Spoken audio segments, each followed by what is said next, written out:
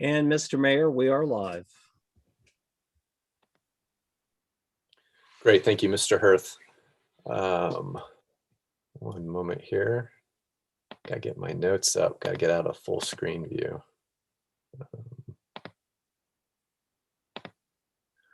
All right, hello, today is the 12th day of March in the year 2021. I'm Mayor Densmore, and this is a meeting of the Gulf Manor Village Council. We're meeting remotely by the authority granted us by the Ohio legislature, given concerns about the COVID-19 pandemic. I personally am out of town. I'm in Kansas and with family for spring break. Grandparents of our children are all vaxxed up, so we're taking the opportunity to visit them. I have asked Council Member Van Harn to be our flag bearer this evening, so if you will stand as you're able and join me in getting the meeting started with the Pledge of Allegiance. Mr. Van Harn, would you please do the honors?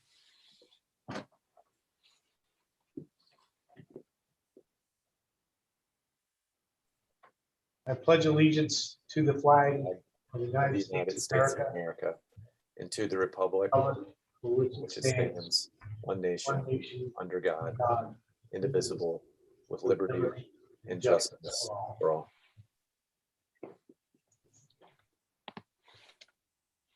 Thank you, Mr. Van Harn. Let's start with a roll call to establish for the record that we have a quorum to proceed. Mr. Lancer, would you do the honor?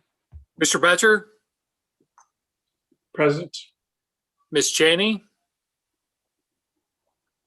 Here. Mr. Knitt, Present. Mr. Pridnoff, Present.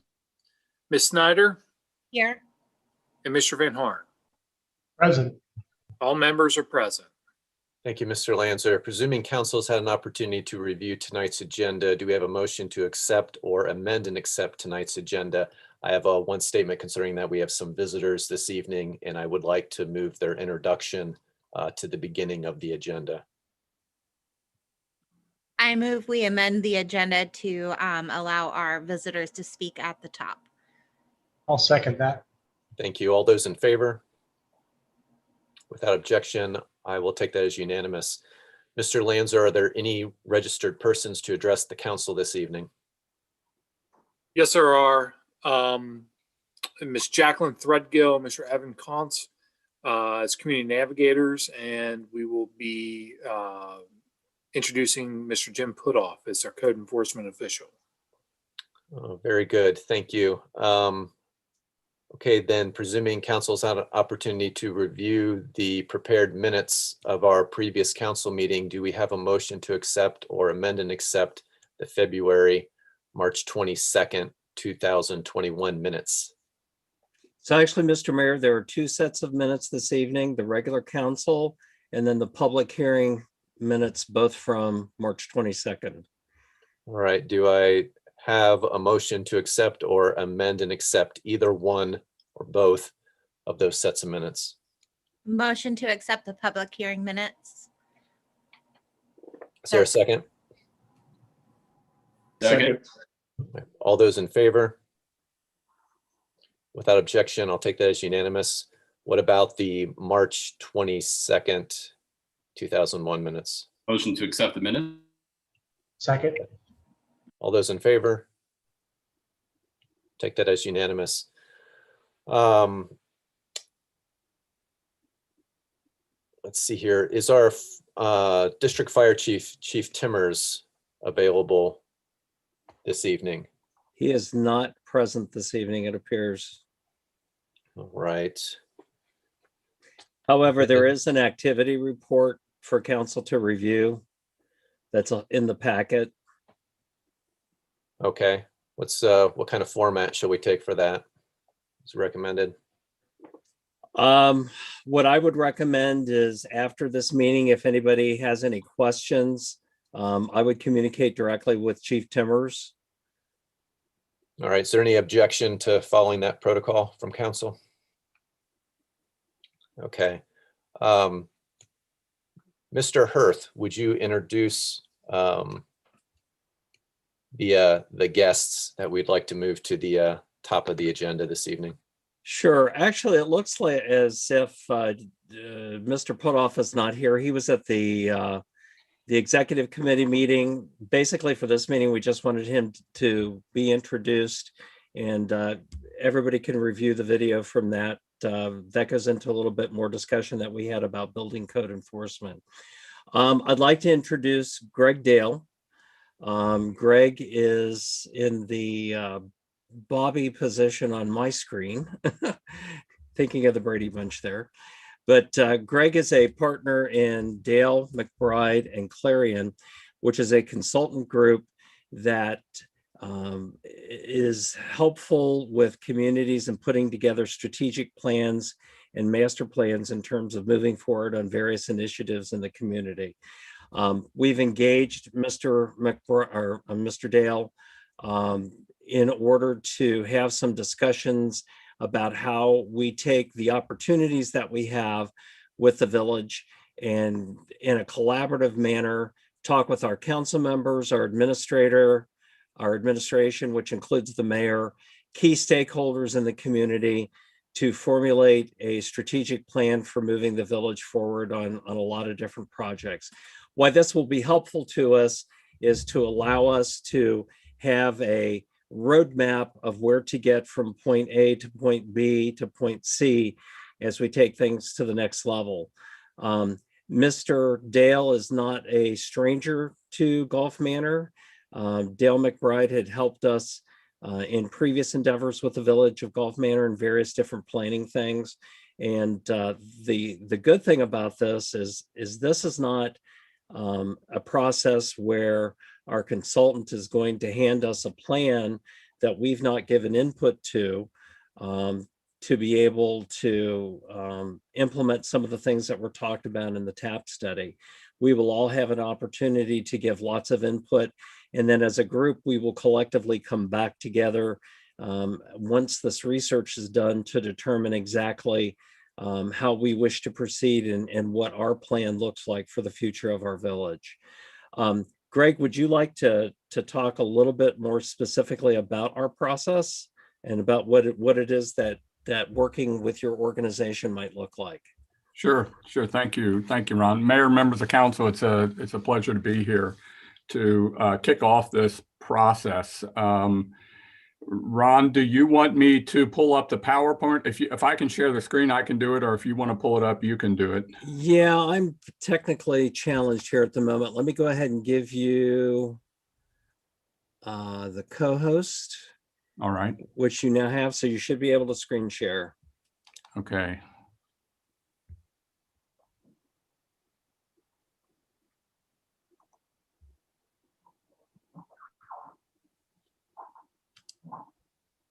Okay, can you all see that?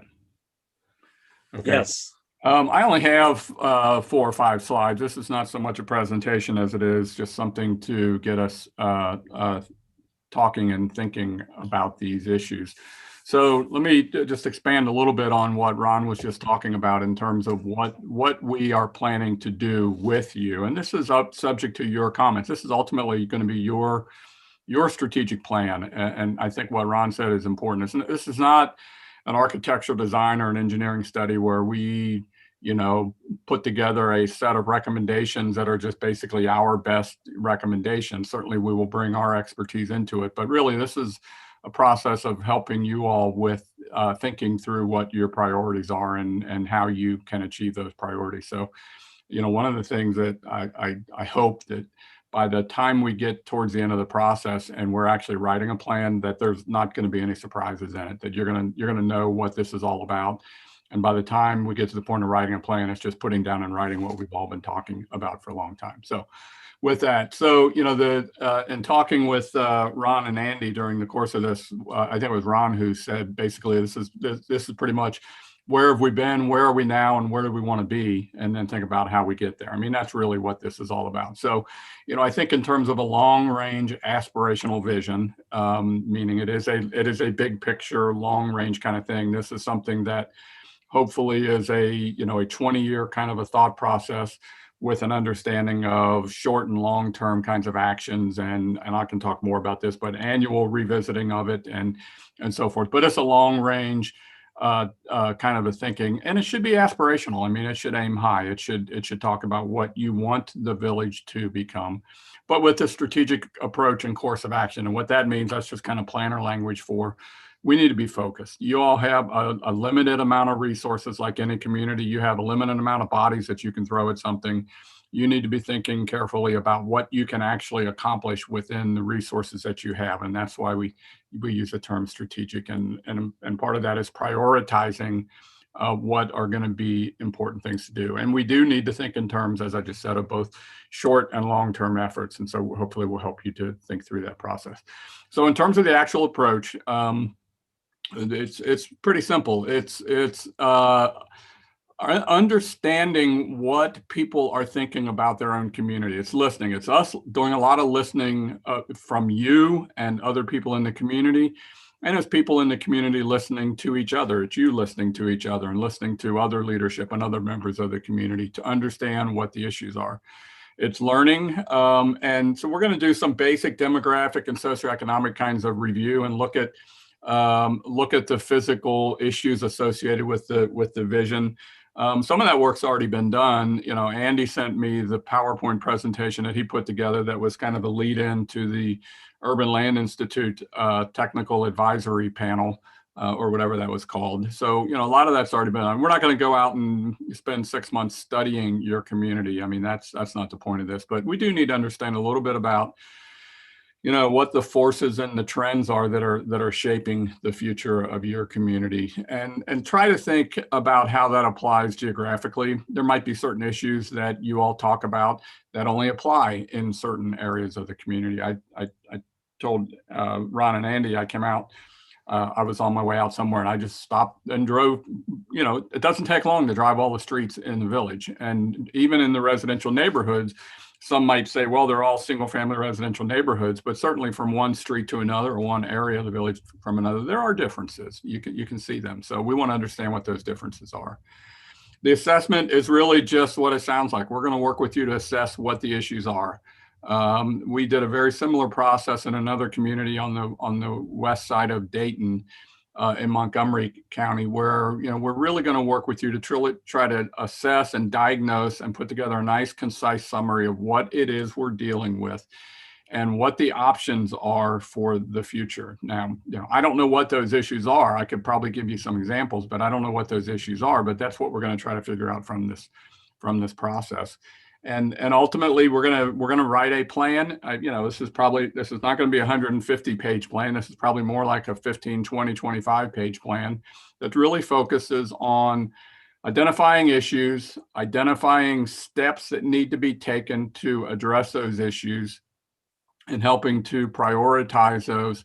And what I would envision occurring, what I think makes sense to come out of something like this, is we have a strategic plan that is probably going to identify a number of things that need to be accomplished, but then working with you to set up a process whereby on an annual basis, you are identifying through a combination of your budget and department work programs or administrative work programs, what in that plan will get accomplished in a given year.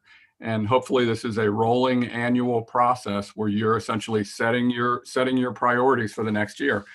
One of the things I tell you that you'll be facing, and I say this because virtually every community faces it, is most communities are dealing with putting out fires, basically responding to problems that come up. You're spending all your time dealing with the day-to-day kinds of things. And one of the reasons why you do a strategic plan like this is to help figure out how you can prioritize and allocate resources to get more done than just whatever happens to hit you that day. We probably all do that. You go to work, right? You feel like all I did was respond to emails. All I did was put out fires. All I did was respond to things that came across my radar screen. And we all struggle with that. How do I then go to my to-do list and get things done on my to-do list besides just responding to day-to-day things? That's what this is all about, is really try to get the village to a point where it can accomplish those sorts of things that need to be done that are more than the day-to-day kinds of things. So that's the basic approach. It's pretty straightforward. What I want to talk about in just a minute is who we listen to. So one of the questions I'm going to have for you all is how do we think about putting together sessions, whether they're interviews or public meetings or focus groups or what they are, and who are those people? Who are those organizations in your community? Certainly, we're going to want to have a good session with council, probably with planning commission, with your administration, with your departments, with employees, but who else in the community? Homeowners associations, faith organizations, faith-based organizations. So I want to talk about that. But before I do that, I just want to stop here for a second and ask you if this is, making sense, what we're talking about here. Thank you. Any, what you think? Any comments? I think this all sounds great. I do have one question on reaching residents. That seems to be a problem we have generally. We only reach on the internet anyways, a certain subsection of our population. So when we are talking to stakeholders like the residents, might there be an avenue we can take aside from just the internet or an internet survey to really reach those people that we normally miss? Yes, so there's a couple of things. Yeah, certainly we can do a survey now. You probably understand this, but there's a difference between a scientifically valid survey that talks in terms of percentage points, range of error sorts of things, but an internet-based survey, we can, the technology now is very easy to put together a survey and put it out there. One of the questions, and this is probably where you're getting to, is who do you send it to? How do we get it to the people out in the community? I mean, do you have an email list of all? I mean, if you try to put together an email list of residents of the village, what are we talking about here? How many do you have? Like a couple hundred or even that? It's about 350 at this point. Okay. And I guess my concern is that, the people who sign up for our email lists tend to skew white, and we are not a predominantly white community. So even with Facebook groups we have, the majority of the members are white, and our council is white. So I'm wondering how we can really reach, the majority of our population. And it doesn't seem that the internet is the best way to do that. Yeah, I get that. So do you all have mailing addresses? Do you do any kind of like a village newsletter or something that goes to all? We are in the midst of updating our mailing address list now. Okay. So that would be another avenue. I will tell you that even when you do mail surveys, the response rate is, if you get 5%, typically the surveyors will tell you you're doing a good job. The one thing that strikes me about Gulf Manor, though, compared to other communities, is it's a relatively small community in the sense that it's not overwhelming to think about how you get something in everybody's mailbox. Or how you engage people. But I will tell you that part of the challenge is not just contacting people, it's getting them engaged, right? We could put an invitation to a public meeting in every mailbox in the community. And if you're like every other community, 20 or 30 people are going to show up, right? So one of the things that we might want to think about is creating kind of, I hate to use the word committee because you don't want to just keep creating committees, but a group of people that it's basically an outreach committee. One of the things we know from these kinds of things is you do a lot better getting people engaged when somebody they know or respect asks them personally to get involved. So if we could figure out, how to get 10 people together who will each get 100 or each get 10 people engaged, and you've got over 100 people now, and you're getting, I think what you're probably getting is also, it's not just a matter of numbers, it's a matter of representing the diversity of the community. It's getting to the folks who haven't traditionally been involved in village activities. So I'd want to think about that more with you all. I'd be open to any ideas you have, but if you just picture, if each of you could commit to, coming up with 3 thought leaders, as they say, in the community, and those 3 people will join with all your other people, and we can then have some personal kinds of touches with this. I know just a little bit about the village. I don't think in some communities working through the schools is pretty effective, but your boundaries are really not coterminous with really any school boundaries. Is that correct? Our neighborhood school is Pleasant Ridge Montessori. We have Yeah, a large population there. Plus, we also have the Jewish schools that are within our boundaries. And then we have a fairly sizable population that attends Nativity Catholic Parish in Pleasant Ridge. right. Those are the three basic education hubs. Right. So to get back to your question and wrap that one up, you know, there's always the physical meeting kind of an approach to hold some kind of public meeting.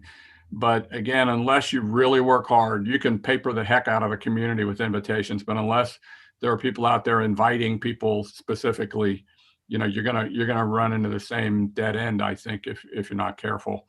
And not to mention that right now, you know, even a month ago, I would have said we're heading out of this COVID thing, and by the summer things are going to be opening up. But I don't know if that's going to happen now. So even talking about having a public meeting is gonna create some anxiety in a lot of people. Thank you. It's definitely a work in process. Executive committee, myself, other department heads have been talking about how to better engage the community. And there has been some progress in that area that I have yet to update folks on. One of those is in looking at faith community of the African American population, and where are the faith communities in Bond Hill and in the surrounding areas that folks are congregating, that are residents of Gulf Manor. And I have reached out to Commissioner Reese, who is very excited to be working with the African American community specifically in Gulf Manor towards finding some of those avenues that you're speaking of, in which we can make sure we're on the same communication channel when we're working on these things. So it is a work in progress. The slide that you see in front of you, I pulled up while you were asking this question. That's really, I'd like to just continue that discussion. So obviously we're going to want to engage each of you, and we can either do that individually or as a group. I don't really have a strong opinion of that. I'm assuming that Planning Commission members and Board of Zoning Appeals members are going to be community leaders that we should be talking to, the administration, department heads, key employees. And by key employees, I just mean maybe people that have been around for a while, particularly if you have employees that live in the village or live in the area, you know, those kinds of folks. Ron and Andy, you had mentioned at some point there is at least one homeowner association. Yes, there's a group called Ridge Acres that they are. It's a group that has an active voice, but they have specific issues with their homeowners association. So in my mind, it makes sense. We did have one person who was on our executive committee who came from that community, but there may be other people that we can reach out to there to be a little bit more representative of what's happening in that quadrant of the village. Okay. And if there are others, that would be great. And I just, community organizations, Mayor, you were just talking about that, some of the faith-based organizations, but are there other organizations? Are there youth athletic organizations or Kiwanis or, you know, service organizations, anything like that would be representative? Not as many as there used to be in terms of athletic associations going on in Gulf Manor, as far as I'm aware. I know that, you know, we have a nonprofit organization, Go Gulf Manor, that's active in the community. There's which is doing a wonderful job in terms of exciting people about the village and getting activities together. You know, we recognize that you know, the issue that we've spoken to about it doesn't represent a full canvas of the community, but you know, we're working on that. But yeah, it's an online organization that I would put in there. Okay. If I may, a couple of groups there, I would say they're semi-unofficial, but it could be pulled together, is when I talk to people like Sharon Cheney, Miss Cheney, and Lou Marks, and some of the other residents I know that lived here a long time, and you hear about the history, and you recognize how our village was actually kind of put together and built with a community center and a park and all the history behind that, and our attachment to the fire departments, and all the history. I think those are really important things to know and build on, because I don't think we're going to change that much. I hope we have a community center in the future and an active organization and all the different things that always were existed, and how we kind of formed in the first place. Another group that I could help pull together is a lot of the community leaders around us. I would love to hear what they have to say about us. I'm surprised at how few people know that we have a park. And I know we've been working on it over years, but I think we can look beyond Gulf Manor in terms of getting a voice about who we are, how we're perceived. And that helps too with making some of the decisions of how we can go beyond just Gulf Manor in terms of things we can do for the future. Are you talking about leaders around us as an elected leaders, or are you talking about other kinds of leadership? Specifically, all the neighborhoods that are designated by Cincinnati, Right. almost all of them have community organizations. And I'm in touch with a few around here and their leaders and leadership. And we all are working together in our own ways and trying to support each other whenever we can. So. Okay.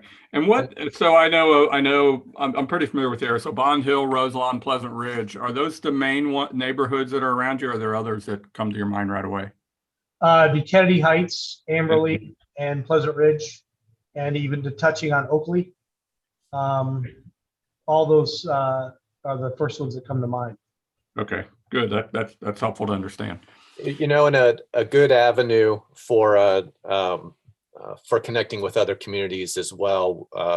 There was, back when I was chair of the executive committee a number of years ago, one of the things that I spearheaded to get in place was us joining the We Thrive community. We've got a couple representatives that we're going to be introducing next and giving them a chance to talk a little bit.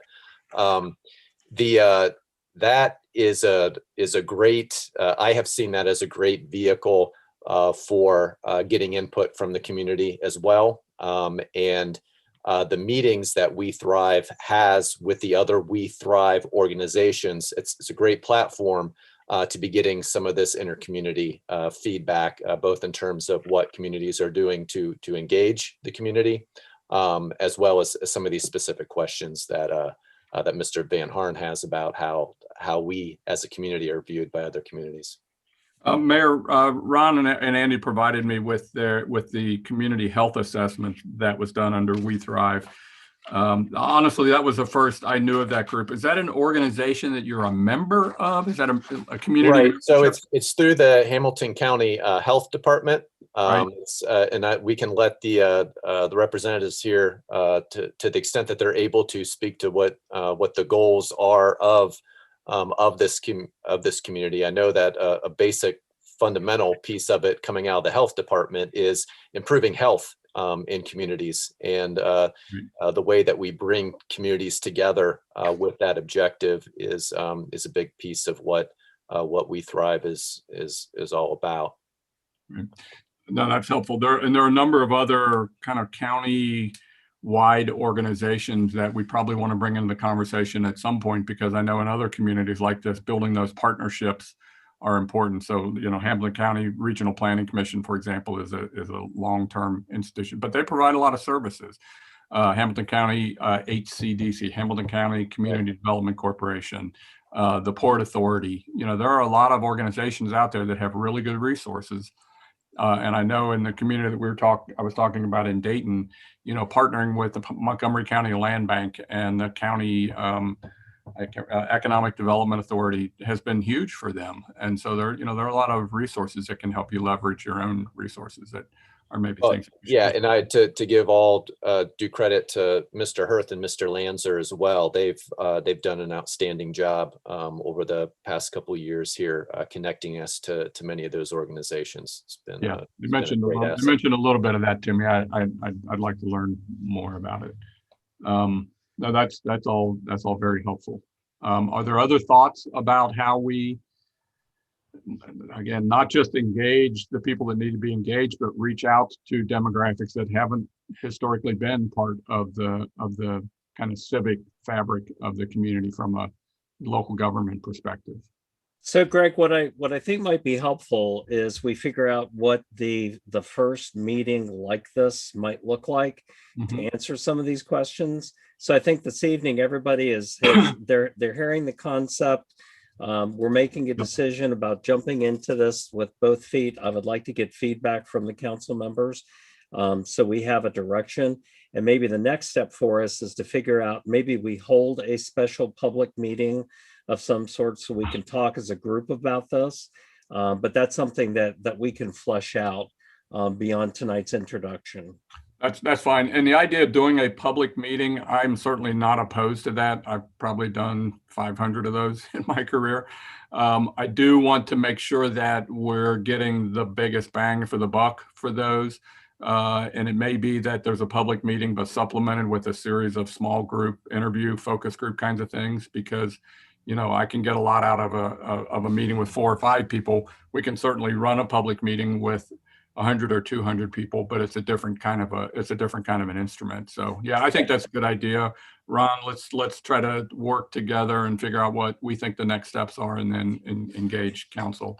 And for clarification, part of the referring to it as a public meeting, anytime any of the council members get together and more than 2 get together, it has to be a public meeting. So even if we were just saying, let's schedule something where we can all get together and just talk about this, it's a public meeting. All right. So I know it may have when you hear that term, you may be thinking, oh, it's going to be a event where we're inviting everyone. Well, yeah, certainly. But what we're talking about is an opportunity for the elected officials to get together whenever we're doing that. It's a public meeting. I appreciate that. Thank you, Mayor. I would say that as it relates to village council members and the mayor, I would want to at some point talk with each of you individually. We can do it as a group, but I think it would be good to just get the full benefit of your thoughts. And then other groups, and maybe it's, I don't know what the group is. I think focus groups of 4 or 5 people are also helpful, but we'll work, Ron, we'll work together to figure out what that feels like, and you can certainly consult with the mayor and council as we go forward with that. Sounds good. So yeah, go ahead. Just couple small things. We put together a pretty good effort back before COVID to encourage participation in the census, and it got killed by COVID, but there's a lot of good some of the things that we were going to do would be the same we could apply to this to get some better feedback or better participation in terms of feedback. Second thing is I'm going to continue to plant the seed where I can, that our 75th anniversary for Gulf Manor is coming up next year. And that may be a great thing to be pushing or thinking about in terms of whatever comes out of this. Maybe there's a launch date for that out there. I don't know how it all is going to fit, but I really think it's an opportunity for us to continue to excite our residents and be proud of who we are, and gets a little more profile in Cincinnati area. So so both of those thoughts. So let me take those one at a time. Both of those are great. So the census. So basically, you kind of had a campaign built up to be able to encourage people to take the census. So maybe there are some of the thoughts that went into that. How you're going to do that we can pull out. I think that's really helpful to know. I am really intrigued by the 75th anniversary. Because one of the things you always look for in these things is kind of a theme, kind of a brand. I mean, we're going to go do a strategic plan for the village. Oh boy, that sounds exciting. But if we can tie this to some theme that's going to spark some interest, and I think the 75th anniversary is tailor-made for that. We could really have fun with it. What's our next 75 years look like? I think that's a great opportunity to brand this. I think it's February 3 or 4 of 2022. I wish it was February 2, but it's not. But anyway, it's right around that date. That's the date. That's the one I've had knocking on my head for about a year now, thinking we got to be working toward something great and celebrate our community. So Yeah, because that just opens up a number of avenues about how you roll this out. Now we can be talking about events that help activate the community and things like that. So that's a great idea. I really like that. whatever census money, they were going to help fund that effort on a lot of stuff that we're going to do to get participation. So it had some tracks, but then COVID took the wind out of it. So Right. Okay. Well, kind of is almost like a transition to the last thing that I really wanted to do. And this, we don't have to belabor this. I just wanted to see if there were things on this idea of, or this question about how do we engage we're dealing with here and that is how do you develop future leadership? How do you grow leadership in the community? That may be an issue. So, but I'm just curious, are there other things out there? It's kind of if you could do one thing to, ensure, you worry about. I'm just curious if there are some that we can get on the table just to start this discussion. I think we've got quite a few. I'm wondering if I want to defer to our administrator here and to the other council members, just out of respect for the rest of the agenda that we have this evening, because I know that actually a number of council members have been very active in reaching out to the community, even doing surveys on which ideas folks are in the community are most interested in. I've had an agenda of ideas that I've talked about with committee heads, so that there is a lot of ideas out there, and I'm sure each council member could probably present between 1 and 3 different ideas. But again, out of respect for the rest of the agenda this evening, I'm wondering what might be the best format to present those to you, because I believe that it would be very helpful for you to have those ideas as a starting point. But I'm wondering what if there might be a better format for us to be presenting those to you. Yeah, I hear you. I mean, that's more than a 10-minute discussion Right. off the top of your head. So, okay, I get it. I'm glad to hear that, because that's better than hearing you say, well, we haven't thought much about it. So, so you're telling me there's a lot of stored up ideas. There's a lot of thoughts out there. All right. So Ron, let's work together then, really then just to bring a close to this, we need to figure out what I'm calling schedule interviews looks like. Interviews, focus groups, communication, surveys, public meeting, what the engagement process is. And in particular, based on what the mayor said, to get all of the different ideas that people have in their heads or in their notes out so we can see them and everybody can see them. And that'll be a good starting point for launching us on this, I think. Great, Greg. I really appreciate you coming. Mr. Mayor, I know that Evan and Jacqueline have some commitments. Right. Yeah. I they need wanted to get to ask you if you would do the introductions of our We Thrive representatives so that they can get out of here if they want to get out of here.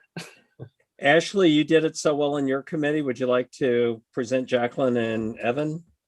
Absolutely. All right. We have Jacqueline Threadgill and Evan Kontz, our new We Thrive navigators. I hope that tonight they can explain what We Thrive, or the We Thrive initiative, is all about, and their initial steps to making this a successful effort in our community.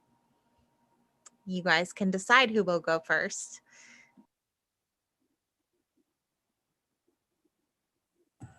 I'll go first. I'm Evan Kontz. I live on Ardmore. I've been here with my family just about 6 years, and I have some experience with community building in the nonprofit sector, and sort of am hoping that I can bring that experience to Golf Manor. I mean, we're focused on community health, and you can't have community health without community. So, yeah, we're excited. Hi, I'm Jacqueline Threadgill, and I've only lived in Gulf Manor for about 2 years now, maybe a little bit more. Um, this is my first time being a homeowner, and it's really my first time getting involved in the community in any place I've lived, essentially. I've been involved with the Go Gulf Manor community group, and I've seen how people in the neighborhood are really excited about that kind of stuff, and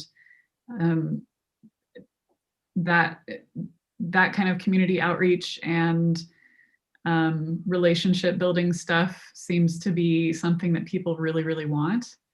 So I'm excited to be part of the We Thrive effort, because I think there's a lot of things we could do for health and wellness in the community.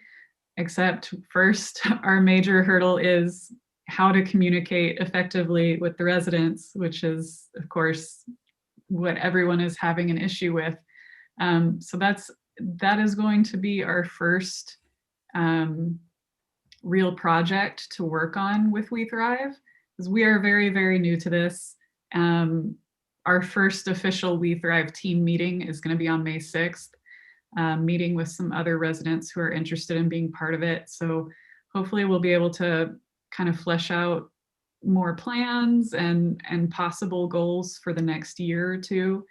And hopefully we'll have something exciting to report really soon. So one of the things that I think your group is looking at, and I know Go Golf Manor has talked about this, and there are things that Recreation previously had talked about, trying to get a pulse on the community in terms of how we can best serve them as their representatives. And Greg, I believe some of those questions, when we do a survey of the community, can all be incorporated into each other. I don't think any of those are exclusive to any one group. So it'll be interesting to have that database of information from which we can make decisions going forward. And I think Evan and Jacqueline will be very helpful in terms of leading that effort as the faces of health and wellness in the community. Oh, I think all that sounds great. And Evan and Jacqueline, I don't know if you were on when we were talking about the idea of engaging people to help us engage people. You know, that's, I mean, gosh, I don't want to take over your time, but I mean, and you're saying, Jacqueline, that one of the first things you all want to tackle is how you communicate with people in the community. It seems like we're all on the same page here in terms of what we're trying to accomplish. So if you all are interested, I'd love to, you know, take some of that energy. I mean, there just seem to be some things really coming together here well, if y'all are interested in that. Yeah, absolutely. Definitely.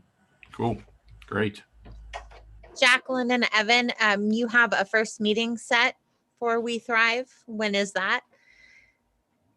That is May 6th at 7 o'clock. And where's that? Is that a virtual meeting? It will be, yes. So if you Same wish, so far. if you wish to publish that on the website, just give me information. I don't know how you envision that taking place, but I'd love to help if we can. Yeah, we'll definitely connect, because I mean, even just a problem as simple as the fact that I don't have a premium Zoom account, so I wouldn't want to have a meeting get cut off at 40 minutes or whatever it is. That's a good point. I didn't even think about that. We've got your back. Okay. Okay. And Jacqueline and Evan, are there any particular type of people you would like to be a part of your committee? For example, would you find it helpful to have a police officer or a firefighter or any of other type of community members? I think a police officer, firefighter would be fantastic, because I mean, I'm sure they see a lot more of the like health and For sure. safety needs in the community than we do. And like you've pointed out, Ashley, everything that's happening in the village right now is extremely white, and I really want to see more Black people getting involved. And I know I know a number of my Black neighbors, and I'm hoping that I can actually catch them outside someday and ask them about this. I still feel really weird about knocking on people's doors right now. Yeah. So I also want to utilize the Facebook group that we've got going, the Go Golf Manor Neighbors Facebook group, to try and get more people involved in this stuff too. But again, like you said, Ashley, the demographics there don't reflect the whole community. So One of the things this kind of preempts my mayor's report a bit, but one of the things we've done with the website recently in terms of changing it up is we have these better share buttons on them now for like sharing with social media. One of the things, for instance, that we could do is write up a blog post about We Thrive, the initiative, where we are with that, our interest in canvassing the community to get good representation in that community, in that committee. And then we can easily share that with any of the social media outlets, and those can be reshared and so on and so on. So it's a lot easier to do that from the official Golf Manor website now.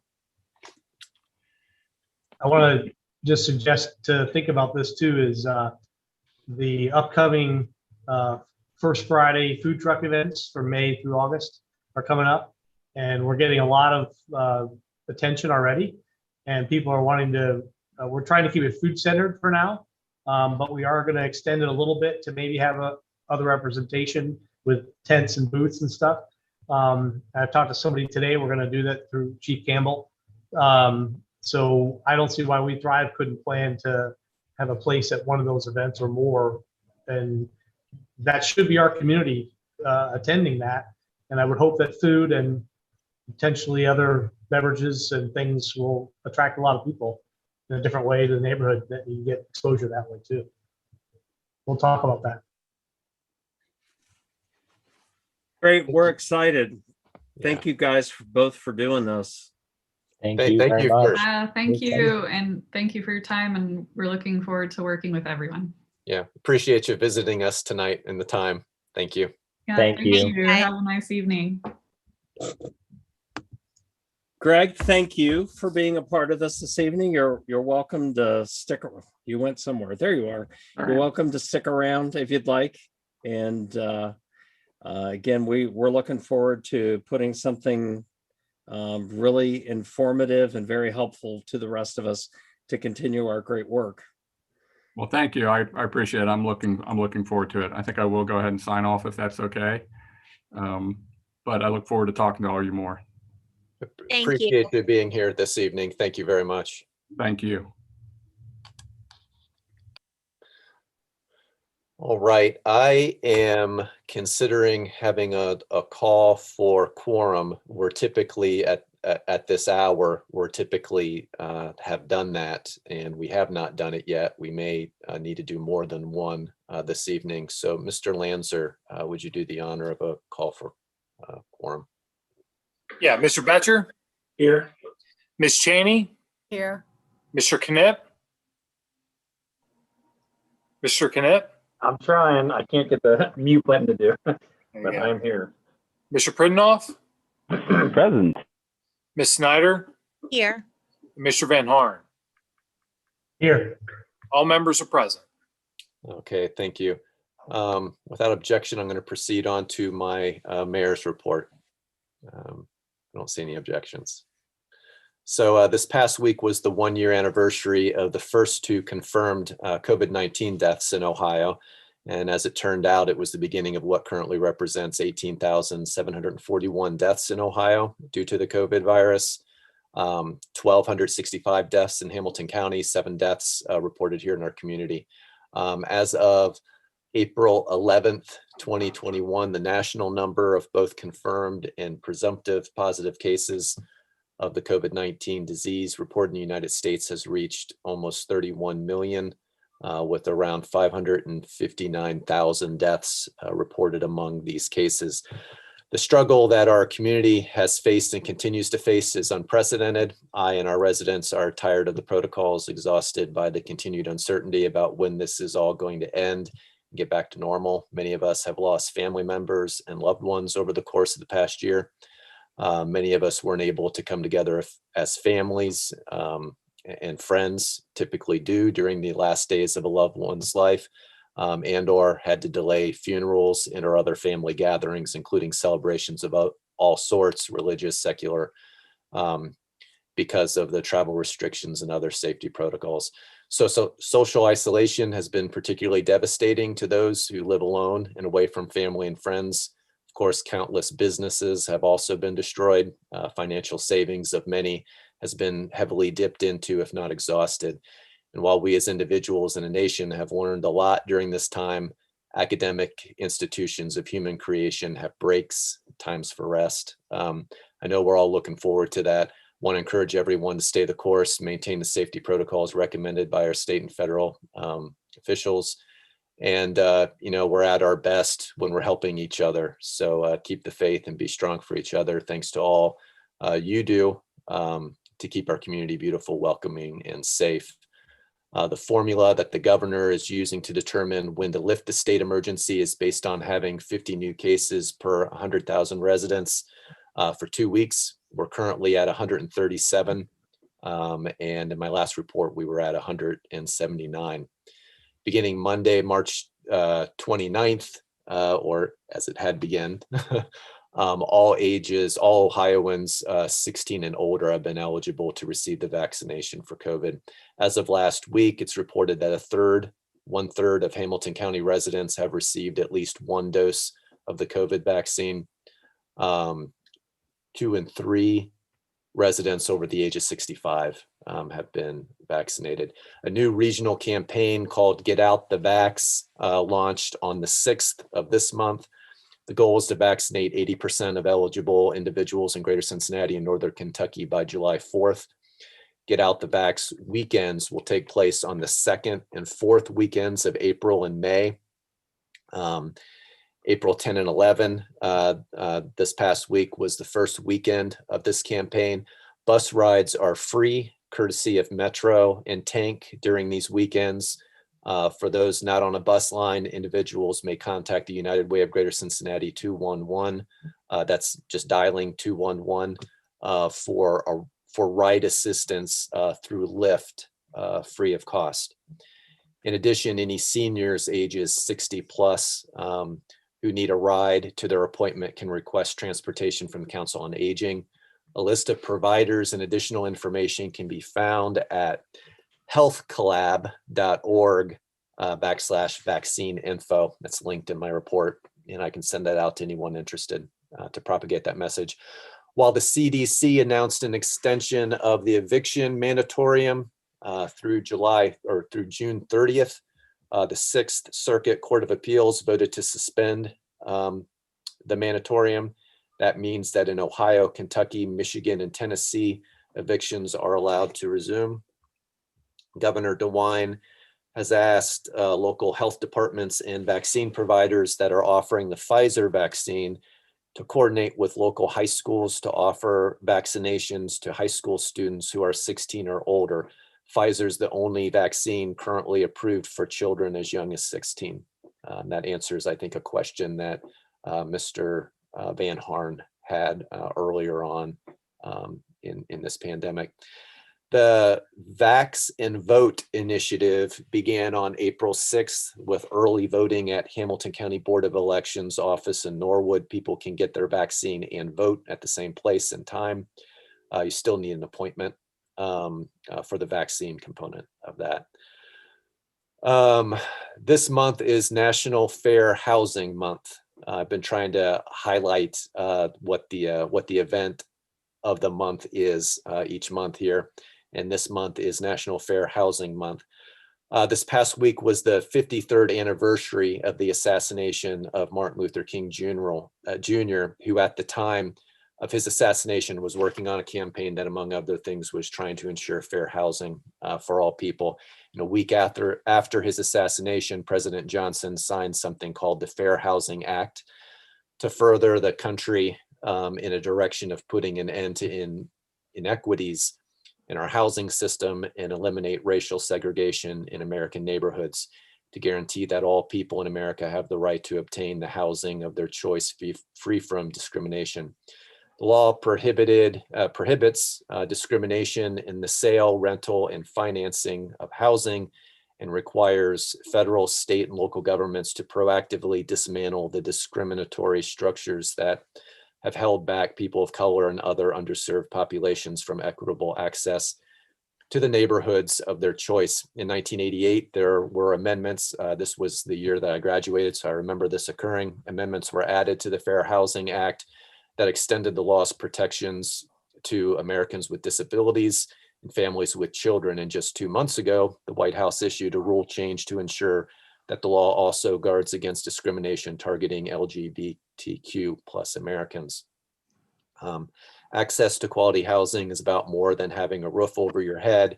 It's a foundation for achieving better educational, employment, and health outcomes, as well as one of the most important ways that families build wealth that they can pass along across generations.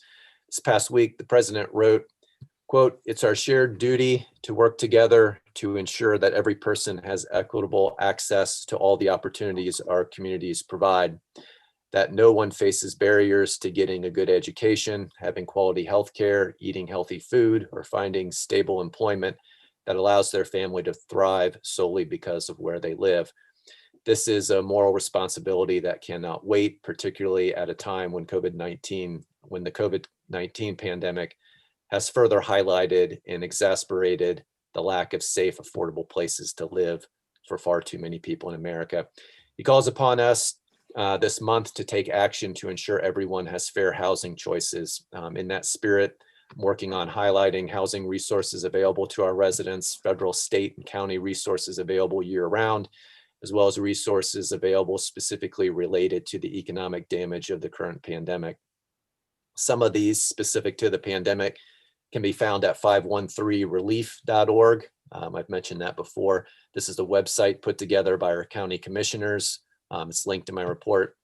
Another resource is the housing tab of the Cincinnati chapter of United Resource Connection, which is a nonprofit I'm affiliated with, which can be found by visiting the link localresources.info, selecting Cincinnati and then housing resources.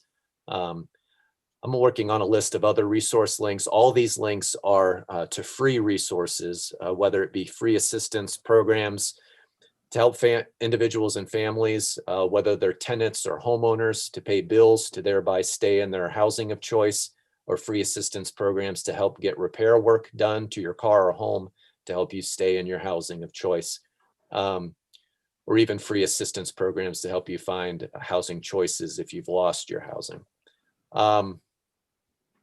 If any of you are aware of assistance programs, I'd be happy to include those in the list as well to help in this the focus this month on helping maintain equity in housing and housing choice. To this end, or related to this end, I wrote a letter requesting extension of a program to help residents delinquent with payment of their residential water bill. I was able to get all the commissioners, all the Hamilton County commissioners, to reiterate this request to the mayor of Cincinnati and to the chief executive officer of the Cincinnati Water Works, who created this program of assistance for water bills. Was able to get the commissioners to support this idea of extending the deadline, as well as 3 other mayors of predominantly African-American communities here in Hamilton County. Doesn't mean anything's going to happen, but it was felt good to have all those community leaders supporting this effort. And on a related note, I'm still working on the Ridge Acres situation, trying to help those residents of Ridge Acres interested in obtaining legal assistance to connect with Legal Aid Society of Cincinnati, and assisting our new code enforcement officer to schedule a walkthrough with those residents of Ridge Acres interested in pursuing citations for violations that their condo association has not addressed. I mentioned the share buttons on the website.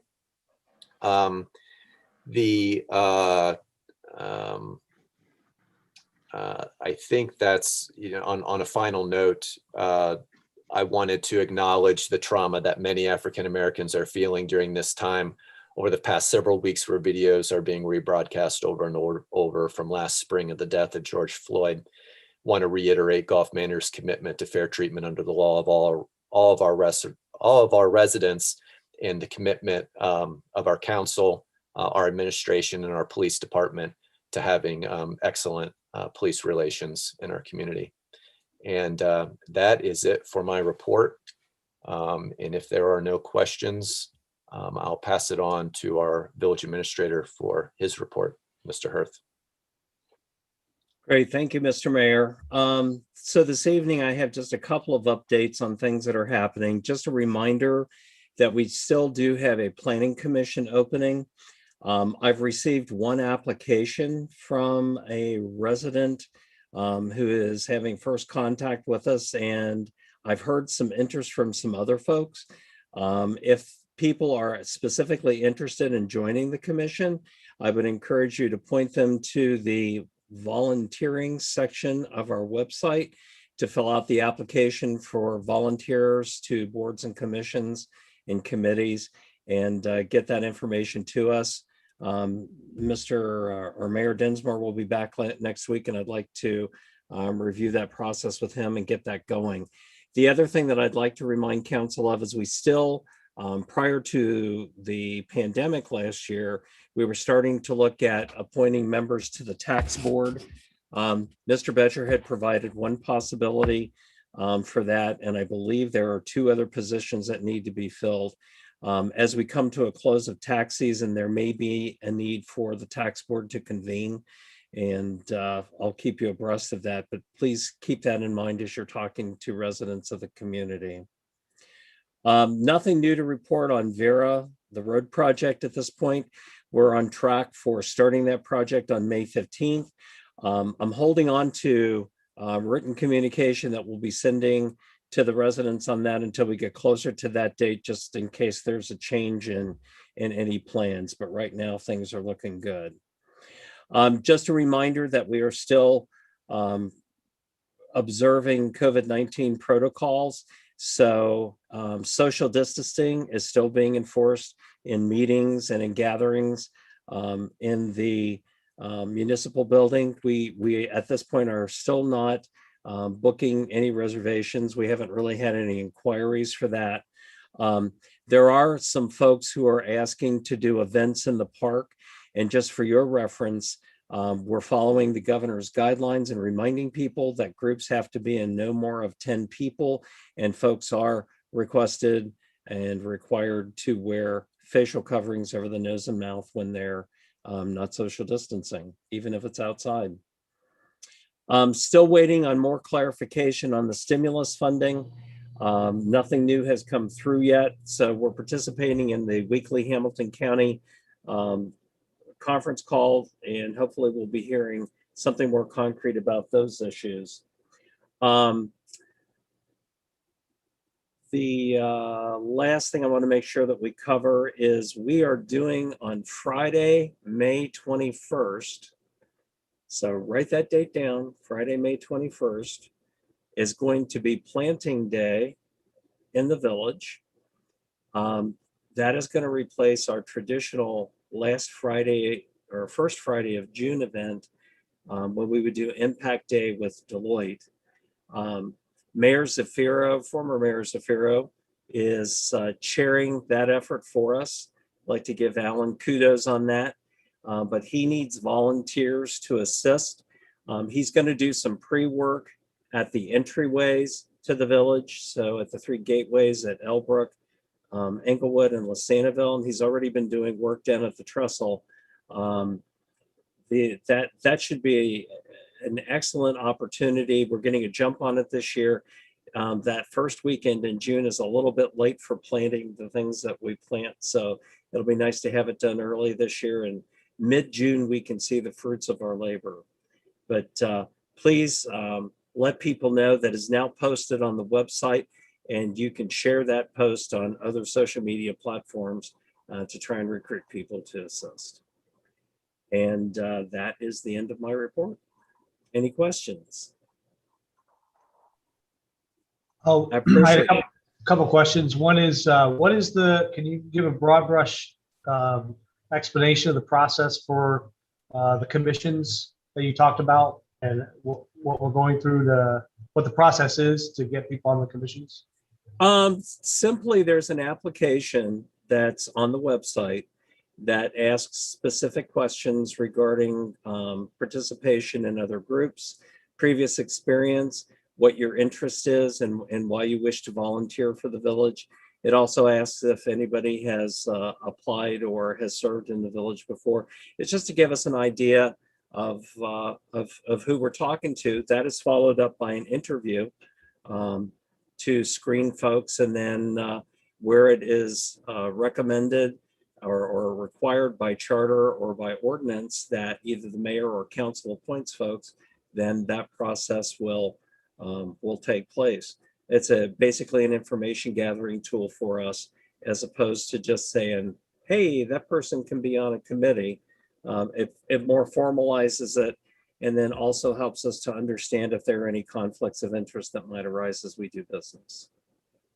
If council would like, one of the things that has occurred to me is I appreciate that information is on our is available on our website. I'm wondering if we were to if you, Ron, or Andy were to put that information that's on that page into a blog post. Again, it would be easily shareable through each council members or anyone else of interests. Social media could get that information further broadcast for those of interest to pursue. Let's see, I thought I was sharing that page, but apparently I didn't do it. No, it looks like it is shared. Okay. Okay, there it is. So that's what the page looks like. The application is at the top of the page. Yeah. It's in the body. This explains some of the things that we do. And basically, this is just putting some process around people having an interest in volunteering for the village. I believe there is an article that we have in our archive about what you're requesting, Mayor, and I'll go back and I'll pull that and put it up front. That'd be awesome. So who performs the interview, and then how is that, is some of that information disseminated to council because we have to appoint the person? So we know, I've never been through that part of it. Yeah, of course. It's whoever has the authority or the responsibility of appointing would certainly get that information. Okay, and my next thing is, I think I can't scroll through this, but I know we have elections coming up this year. I wonder if we should, is that part of this? No. I think we should have that in there, that people that may or may not want to run for office, that they can see how to do that too. The village has no responsibility in coordinating anything that relates to the elections to council. I don't know, Mr. Donlin, do you want to weigh in on that? Yeah, I mean, we could post a notice that just says there's council elections this fall, but telling them what to do and how to do and when to do gets into dangerous territory, because they really need to reach out themselves to the Board of Elections to make sure that they get the proper petitions, know what needs to be signed, know when it needs to be returned. When we intervene, it causes confusion. So the notice may only be that this is a year with a number of seats that may be up for election, and refer people to the Board of Elections, and that's it. Community groups, Mr. Van Harn, are free and clear to do that kind of information sharing. Well, I think what you're saying is fair, and I understand the legal consequence, but I think it's also important to say, if you're interested in running for election, contact the Board of Elections. I think that would be a reasonable thing to put in to get the information that you need to know. Because I don't think anybody has any sense for even that. Just like we were talking about with issue 10, people don't know where to go and what to do. If we're going to do that, I think this falls in the same line as, at least say, if you're interested in running for office, call the Board of Elections. I'd suggest we add that to it. Thank you, Mr. Van Harn. Any other comments or questions? I did want to say I wanted to thank former Mayor Zafiro as well. He has been on that entrance. I don't know if you're all aware of the area that Mr. Hirth was referring to, that Mr. Former Mayor Zafiro has taken on as his own project. It's the basically the Bond Hill entrance to Golf Manor, where you come in underneath that rail bridge. There's a sign, for the entryway. There's landscaping, which is in constant need of work, and he has been championing that corner of the village, making it look great for a number of years now. And that's part of what this planning day is all about. That he's involved with. So if you weren't aware, just wanted to make you aware of his continued volunteer service to the community, which we're very grateful for. It's a very huge help to us. Yeah. Mr. Lanzer, are you ready for a fiscal report? I have no report this evening. I will have the bank reconciliation and the monthly financial packet, as well as hopefully an update to the COVID stimulus at the next council meeting. Very good. Thank you, Mr. Lanzer. Actually, Mr. Mayor, there is one thing that I'm sorry did not make the agenda here, and I just thought of it, Andy, is the RFP request of council for the banking RFP. We received one response to the RFP that closed on March 24th. It was from Fifth Third Bank, who is the bank that we're currently doing business with. Although the prices were somewhat better on fees and so forth, the turnaround time on that RFP apparently was too tight for some banks to respond back to us. And there are some service issues that we are currently experiencing with our current bank that we've had a discussion with. But we believe it would be beneficial for us to cast a wider net for the RFP and do it again to catch some of the banking agencies that may have had an interest that didn't, because the time frame was too tight because of other things going on. So, Mr. Donlin, do you want to speak to what council needs to do to open up that process again for us? Yeah, I think a simple motion would be in order to reject the bid and reopen the process. It makes sense to reopen the process because it's something we do only once every 5 years. And we're experiencing very extraordinary times with COVID, people not being in the office. At the same time that we put these out there, was another big round of stimulus with the PPP. So casting a broader net may make sense. That the bank that did respond can renew their response to us, and that'll give us an opportunity again to look at something competitive, because we're locking ourselves in for a period of 5 years. So just a simple motion to reject the proposal and reopen the process is what's needed. Do we have a motion? So moved. A second? Second. All right. Does this need to be a roll call, Mr. Donilon, or just a voice? A voice vote would be fine, but Mr. Betcher, you may want to abstain from any votes because you are in the industry, even though this is not something you have direct hands on, because you are in the banking industry. It may be a good idea that you abstain from the vote. I remove my motion to approve. So I'll go ahead and make a motion instead to reject the current bids and to reopen the RFP. Thank you, Thank you, Mr. Mr. Frednoff. And we have a second. Second. So all those in favor? Without objection, I'll take that as unanimous, minus the abstention of Mr. Betcher. Thank you. Right. Thank you, Thank Mr. you, council. Donald. All right. Chief Campbell, do we have a court report and activity report? We do have a mayor's court report. For the month of March 2021, total to the city was $4,871. Total to the state, $878.50. The other line consists of $78 for a total of $5,827.50. That is the end of the mayor's court report. Motion to approve the mayor's court report. Second. All those in favor? Aye. Without objection, it looks like unanimous. Is there an activity report, Chief? There will be an activity report at the second meeting of the month. I do have some information I wanted to share with council from the two newest speed signs. I touched on the Bremont sign the last meeting. Since then, the one on Weehee is up and connected.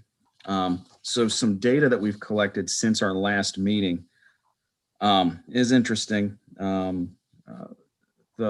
block, the 2600 block of Bremont, since our last council meeting, there's been nearly 8,000 vehicles have traveled past that sign.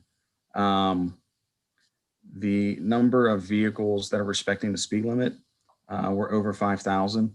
Number of vehicles that were in a tolerated range, which I don't want to share publicly, were 2,121. And I'll tell you, since that meeting, the average speed on that block is still below 25. It's 24 miles an hour. There are speeding issues that occur there. There was a high speed back on the 4th. A vehicle traveled down that block at 52 miles an hour. So we'll keep collecting this information, looking for patterns and addressing it. What's interesting on Weehee is the speed is higher, and we've noticed that the high speeds are much higher. For example, on the 11th, a vehicle traveled past the sign at 58 miles an hour.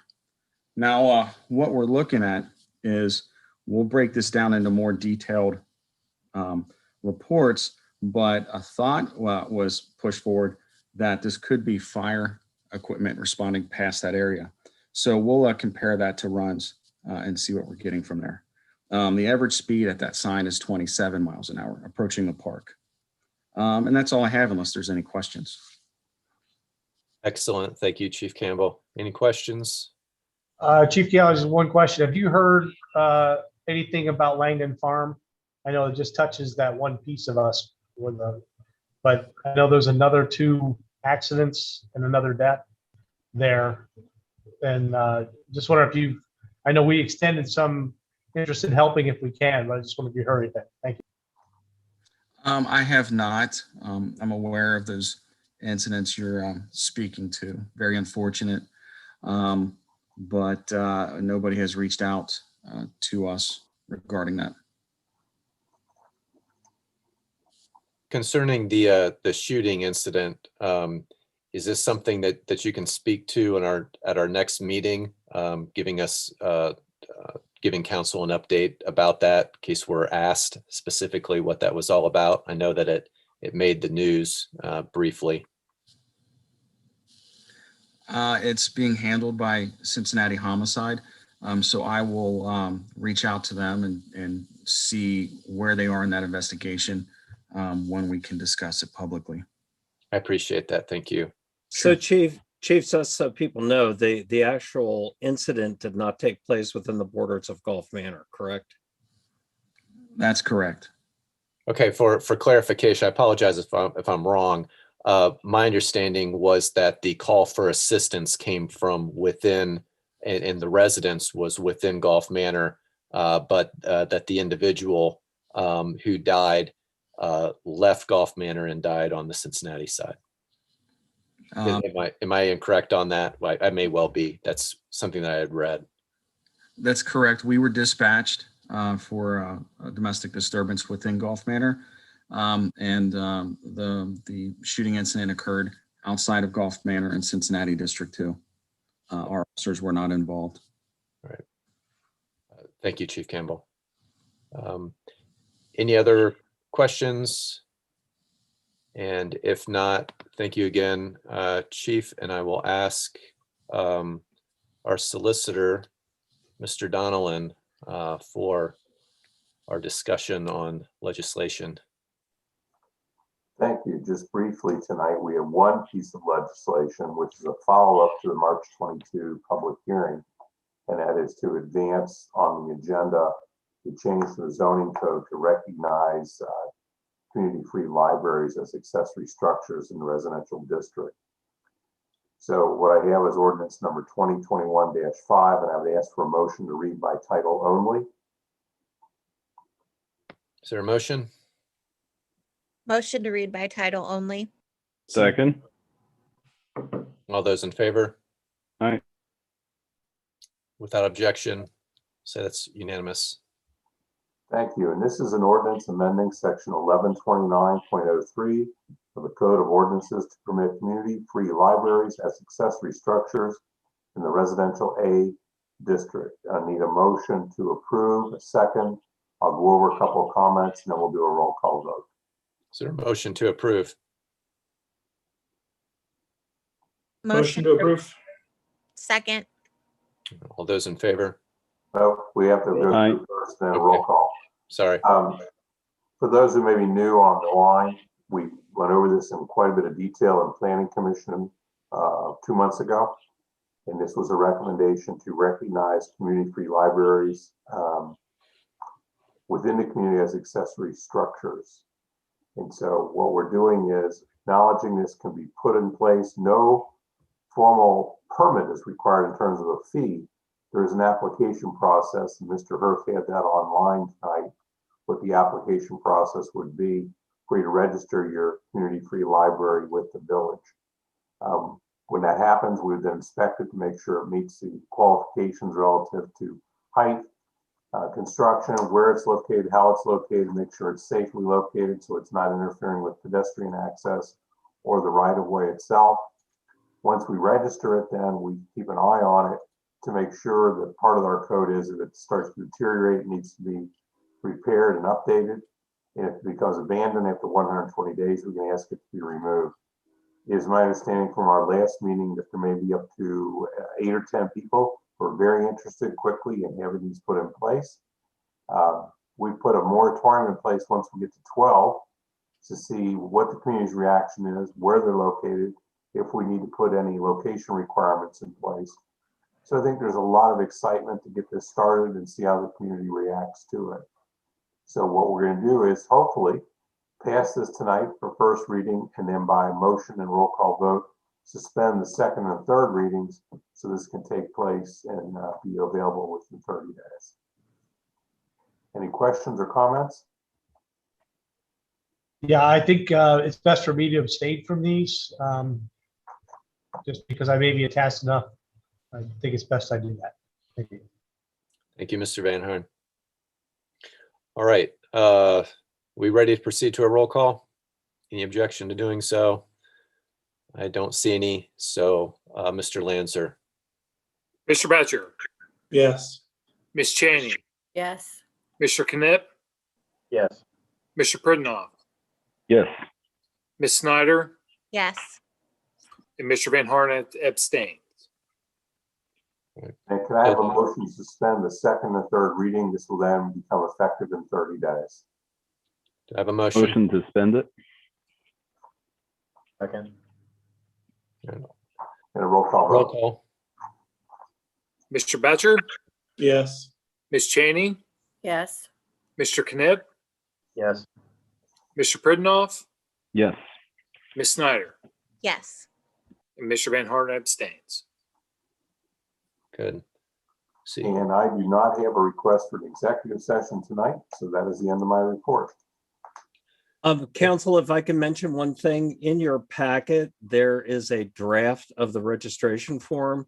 Do not circulate that, please. Once we get closer to the date of this ordinance taking effect, we'll have a blog article about the ordinance and we'll have the finalized form out there that people can use. all right. Thank you, Mr. Hirth. Thank you, Mr. Donnellan. Ms. Snyder, I'm aware Executive Committee met this evening. Do you have a report? Yes, tonight we had our introduction to We Thrive members or navigators, as we did tonight as well, on council. We had an overview of Mr. Dale's strategic planning plan, which we also got tonight. One other thing that occurred was an introduction to Mr. Jim Putoff, our new code enforcement official.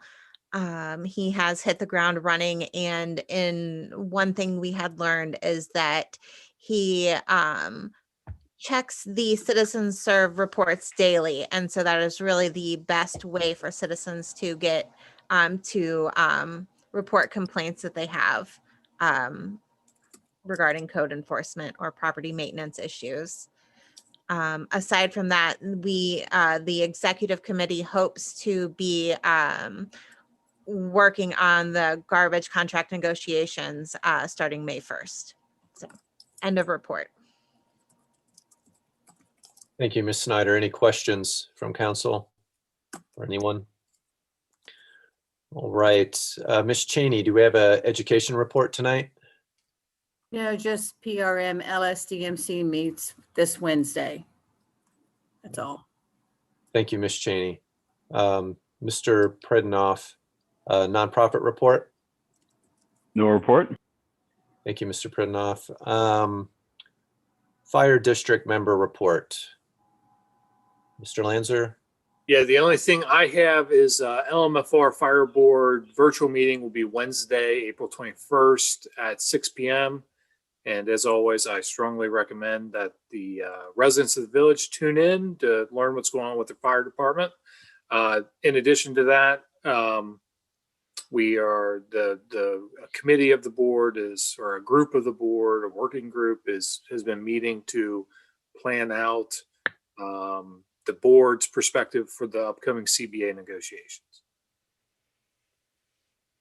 Very good, very good. Thank you, Mr. Lancer. Mr. Van Harn, did you have anything to add? Yeah, I'm going to be,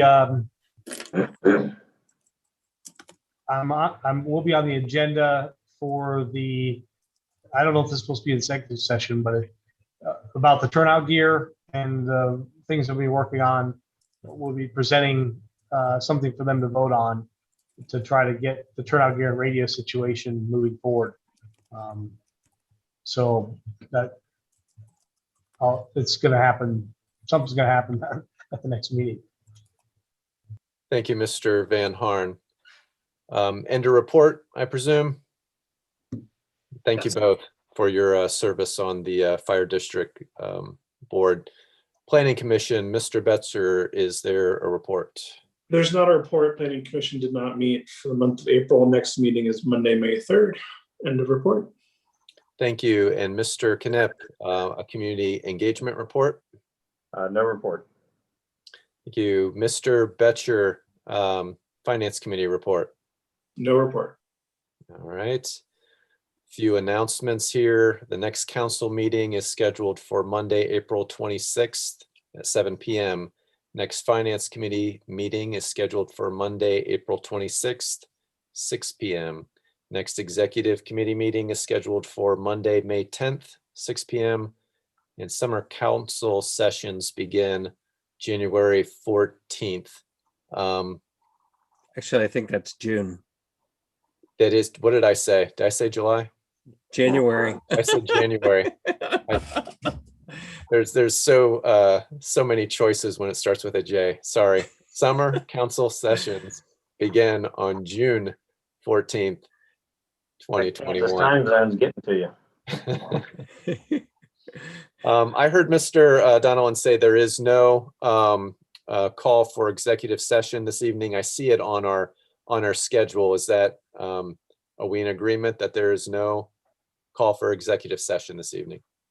Yeah, that's a placeholder on the agenda, but we do not have we have nothing new to update to need an executive session this evening. So I'm sorry, I would ask Mr. Van Harn, was there something that you wanted to speak to this evening? If it's not a matter of personnel or compensation, it needs to be in public discussion. Based on that, I don't think I have to bring it up beyond what I'll be presenting and is going to happen about the turnout gear that I've been working on for them. I do have a couple of questions that on what we are and aren't allowed to talk to in public meeting. I may have to address that with Mr. Donald, even in preparation for the meeting, because I know there's issues with contracts and things. I don't want to get into negotiating a contract. So I have to learn a little bit about how I have to put this together. So if that's okay. I would need to defer to Mr. Avis as legal counsel for the district to guide you in terms of what the district board believes is appropriate for executive session or not. So I would ask you to contact Mr. Avis on that if you believe it's something for the board should be addressed in executive session. Okay, yeah, I don't think, okay. I'll call Mr. Avis. I don't think it requires executive session, but I think there are things you're not supposed to talk about. Anyway, I'll deal with it. My apologies to be confusing. Thank you. Nope. Not at all. We appreciate your commitment to excellence, Mr. Van Horn. So, on that note, thank you all for your service to the community. And do I have a motion to adjourn tonight's meeting? Motion to adjourn. Motion to second. All those in favor? Aye. Without objection, I take that as unanimous. Thank you again, everyone. Have a Thanks, great everybody.